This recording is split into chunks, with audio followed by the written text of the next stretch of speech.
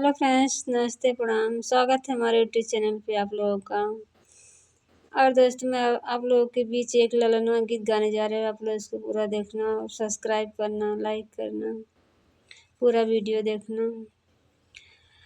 नदिया किनारे डोली रखिदा कहाँ रवा, अरे रखिदा कहाँ रवा, अरे माइया मिलन हम जाबै रे ललनवा, रे माइया मिलन हम जाबै रे ललनवा। मैया के रावले आचर भीजी गईन, आचर भीजी गईन, अरे बापई का कठिन करे जरे ललनवा, बापई का कठिन करे जरे ललनवा।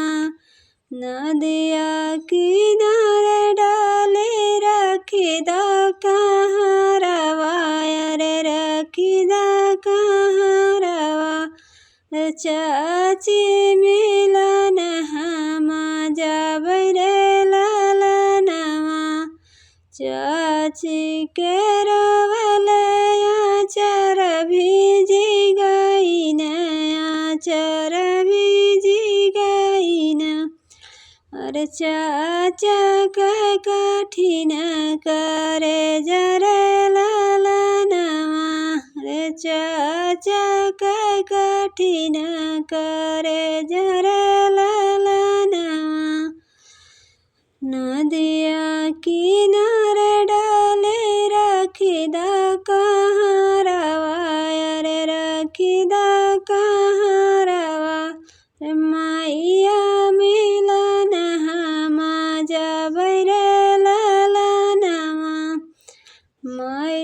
अरे माइया मिलन हम जाबै रे ललनवा। मैया के रवले आचर भीजी गईन, आचर भीजी गईन, रे बापई का कठिन करे जरे ललनवा। नदिया किनारे डाले रखिदा कहाँ रवा, अरे रखिदा कहाँ रवा, रे भाभी मिलन हम जाबै रे ललनवा।